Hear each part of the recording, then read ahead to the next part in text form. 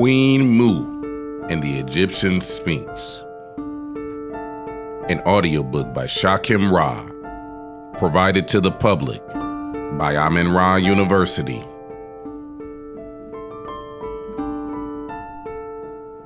Preface. To accept any authority as final and to dispense with the necessity of independent investigation is destructive of all progress. Man by Tuchelis. What you have learned, verify by experience. Otherwise, learning is in vain, an Indian saying. In this work, I offer no theory. In questions of history, theories prove nothing. They are, therefore, out of place. I leave my readers to draw their own inferences from the facts presented for their consideration. Whatever be their conclusions is of no concern of mine. One thing, however, is certain. Neither their opinion nor mine will alter events that have happened in the dim past, of which so little is known today. A record of many of these events has reached our times, written by those who took part in them in a language still spoken by several thousands of human beings. There we may read part of man's history and follow the progress of his civilization.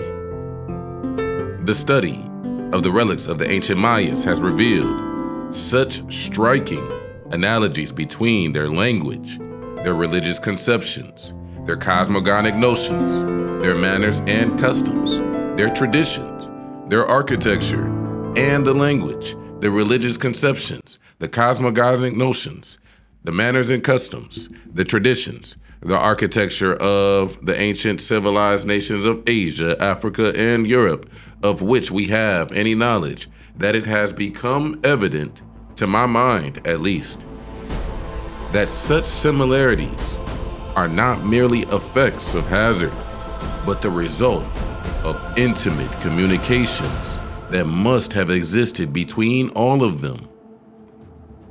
And that distance was no greater obstacle to their intercourse than it is today to that of the inhabitants of the various countries. It has been and still is a favorite hypothesis with certain students of ethnology that the Western continent, now known as America, received its human population and therefore its civilization from Asia. True, there is a split in their ranks. They are not quite certain if the immigration in America came from Tartary across the Strait of Bering or from Hindustan over the wastes of the Pacific Ocean. This, however, is of little consequence. There are those who pretend, like Klaproth, that the cradle of humanity is to be found on the plateau of Pamir, between the high peaks of the Himalayan ranges, or the Messers. Renan and Barthélemy Saint Hilaire, who place it in the region of Timaeus, in the countries where the Bible says the Garden of Eden was situated.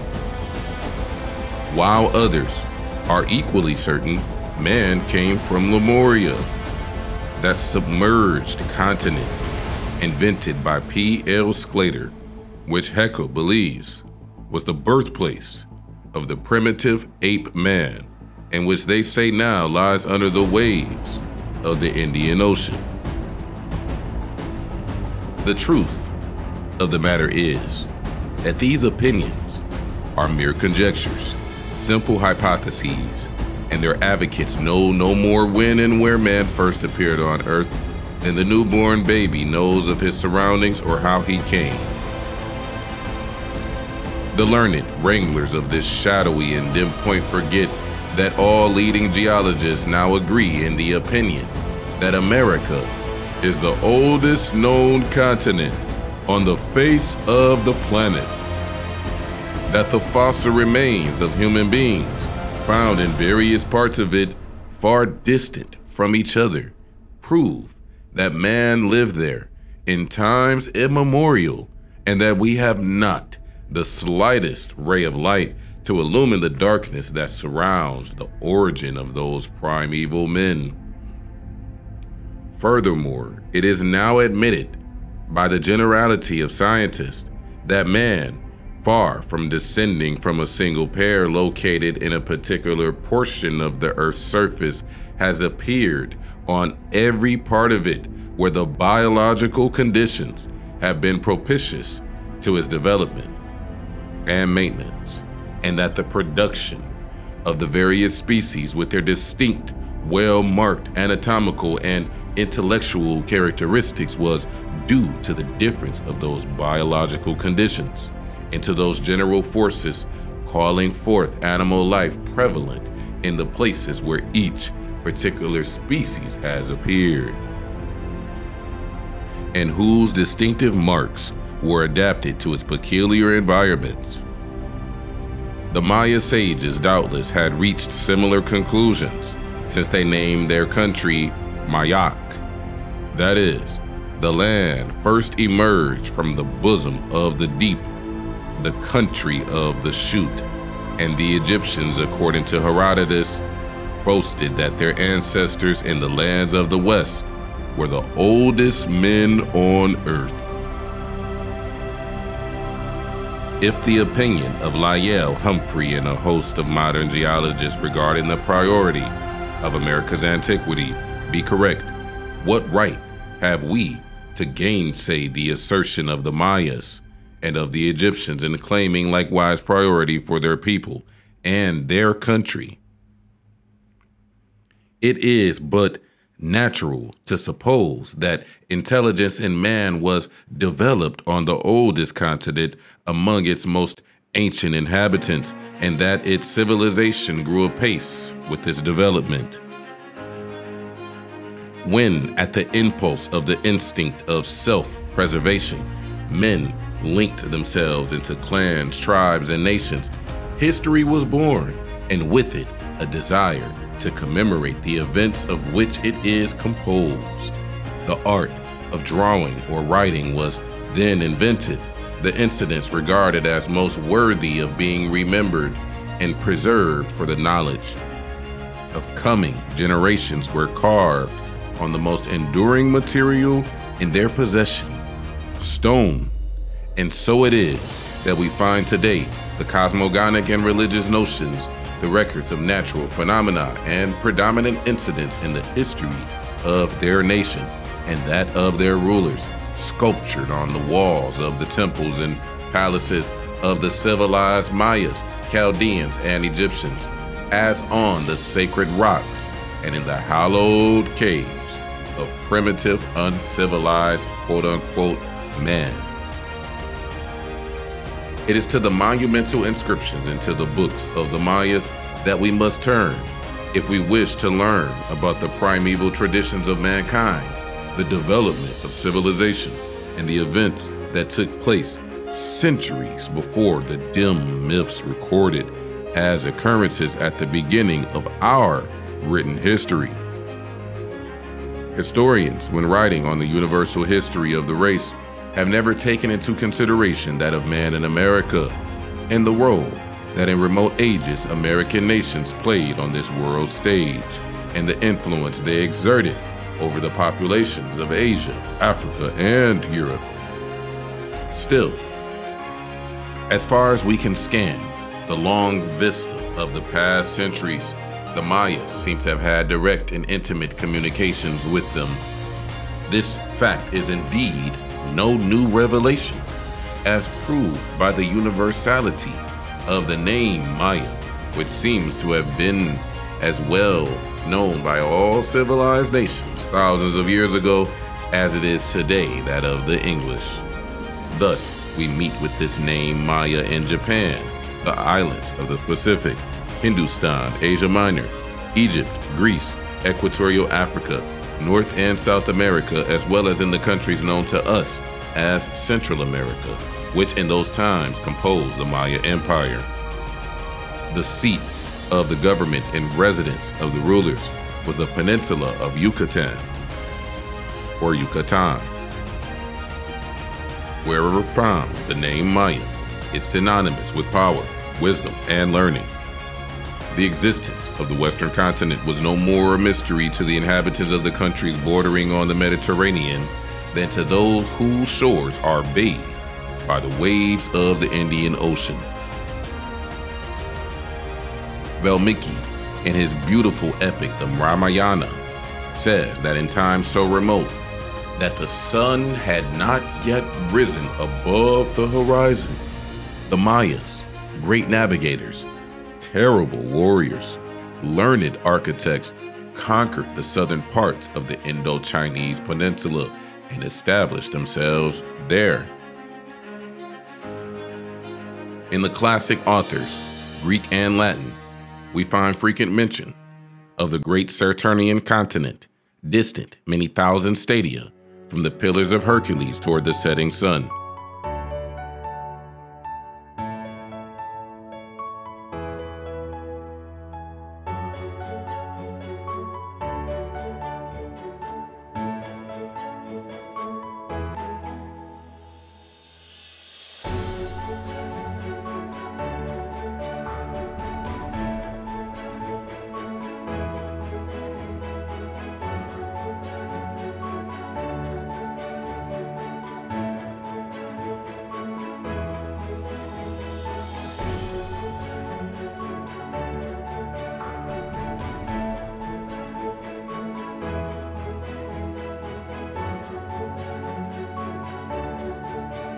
The lands of the West have been interpreted because of the mud that had made the sea impassable after the destruction of Atlantis by earthquakes.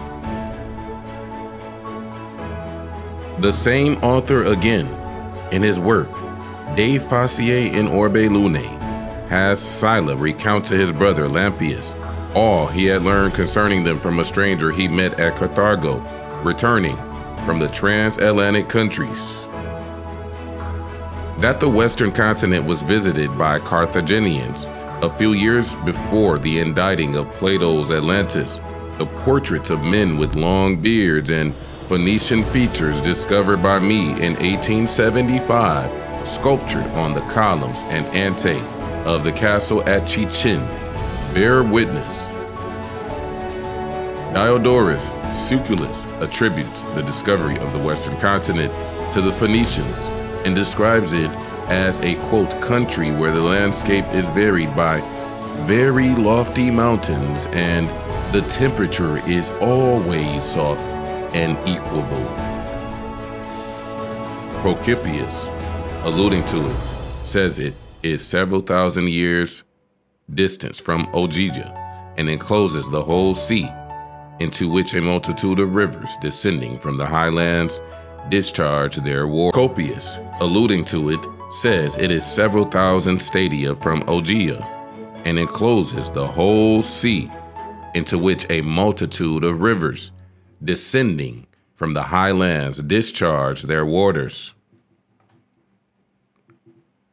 Theopompus of Chio, speaking of its magnitude, says, compared with it, our world is but a small island. And Cicero, mentioning it, makes use of nearly the same words. Omnis in terre que colitura bobis parva cadam est insula. Aristotle, in his work, De Mirabili Auscultatio, giving an account of it, represents it as a very large and fertile country, well watered by abundant streams, and he refers to a decree enacted by the Senate of Carthage toward the year 509 BC, intended to stem the current of immigration that had set toward the western lands, as they feared it might prove detrimental to the prosperity of their city. The belief in the former existence of extensive lands in the middle of the Atlantic and their submergence in consequence of seismic convulsions existed among scientists even as far down as the 5th century of the Christian era. Proclus, one of the greatest scholars of antiquity, who during the 35 years was at the head of the Neoplatonic school of Athens, and was learned in all the sciences known in his days. In his commentaries on Plato's Timaeus, says, the famous Atlantis exists no longer, but we can hardly doubt that it did once. Or Marcellus, who wrote a history of Ethiopian affairs, says that such and so great an island once existed, and that it is evidenced by those who composed histories relative to the external sea. For they relate that in this time, there were 7 islands in the Atlantic Sea, sacred to Proserpine, and besides these, 3 of immense magnitude, sacred to Pluto, Jupiter, and Neptune. And besides this, the inhabitants of the last island preserved the memory of the prodigious magnitude of the Atlantic island as related by their ancestors, and of its governing for many periods all the islands in the Atlantic Sea.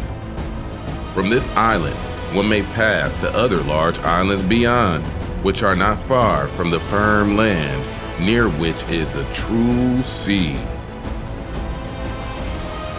It is well to notice that, like all the Maya authors who have described the awful cataclysms that caused the submergence of the land of Mu, Proclus mentions the existence of 10 countries or islands as Plato did.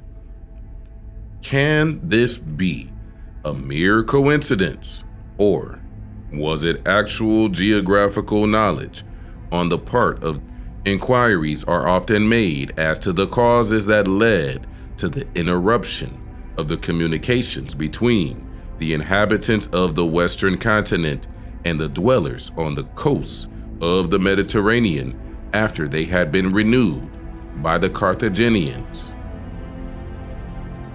It is evident that the mud spoken of by the Egyptian priest had settled in the course of centuries, and that the seaweeds mentioned by Hamilco had ceased to be a barrier sufficient to impede the passage, since Carthaginians reached the shores of Yucatan at least 500 years before the Christian era. These causes may be found in the destruction of Carthage, of its commerce and its ships, by the Romans under Publius Scipio. The Romans never were navigators. After the fall of Carthage, public attention being directed to their conquests in northern Africa, in Western Asia, and in Greece, to their wars with the Teutons and the Cimbri, to their own civil dissensions, and to the many other political events that preceded the decadence and disintegration of the Roman Empire. The maritime expeditions of the Phoenicians and of the Carthaginians, their discoveries of distant and transatlantic countries became well nigh forgotten. Navigators kept their as possible. With the advent and ascendancy of the Christian Church, the remembrance of the existence of such lands that still lingered among students as that of the Egyptian and Greek civilizations was utterly obliterated from the mind of the people.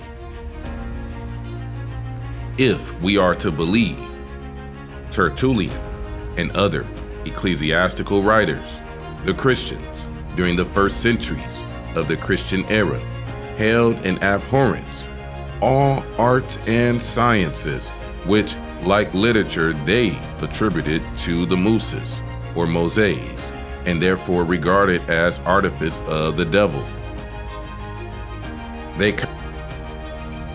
They consequently destroyed all vestiges as well as all means of culture.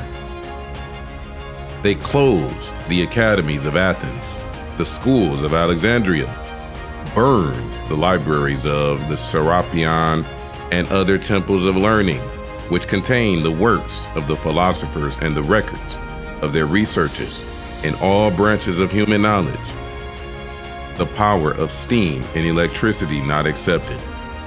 They depopulated the countries bathed by the waters of the Mediterranean, plunged the populations of Western Europe into ignorance, superstition, and fanaticism.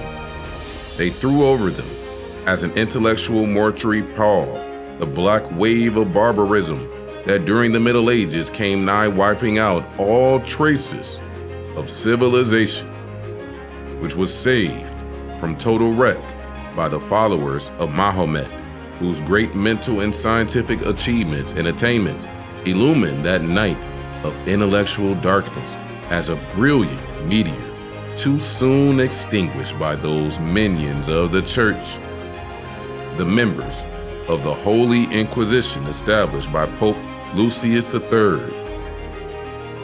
The Inquisitors, imitating their worthy predecessors, the Metropolitans of Constantinople and the bishops of Alexandria, closed the academies and public schools of Cordoba, where popes and other high dignitaries of the church had been admitted as pupils and acquired, under the tuition of Moorish philosophers, knowledge of medicine, geography, rhetoric, chemistry, physics, mathematics, astronomy, and the other sciences contained in the thousands of precious volumes that form the superb libraries which the Inquisitors wantonly destroyed, alleging St. Paul's example. Abundant proofs of the intimate communications of the ancient Mayas with the civilized nations of Asia, Africa, and Europe are to be found among the remains of their ruined cities.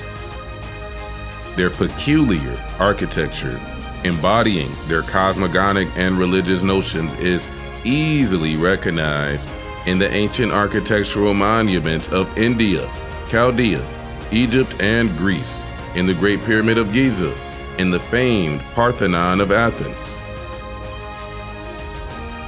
Although architecture is an unerring standard of degree of civilization reached by a people, and constitutes, therefore, an important factor in historical research, although it is a correct test, as easily as we can understand it, more easily applied and understood, and not being subject to changes, I have referred not to increase the limits of the present work.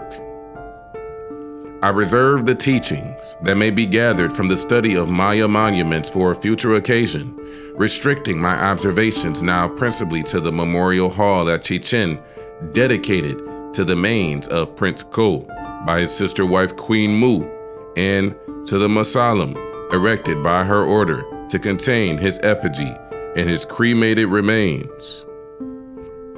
In the first, she caused to be painted on the walls of the funeral chamber the principal events of his and her life, just as the Egyptian kings had the events of their own lives painted on the walls of their tombs. Language is admitted to be a most accurate guide in tracing the family relation of various peoples, even when inhabiting countries separated by vast extents of land or water. In the present instance, Maya, still spoken by thousands of human beings, and in which the inscriptions sculptured on the walls of the temples and palaces in the ruined cities of Yucatan are written, as are also the few books of the ancient Maya sages that have come to our hands,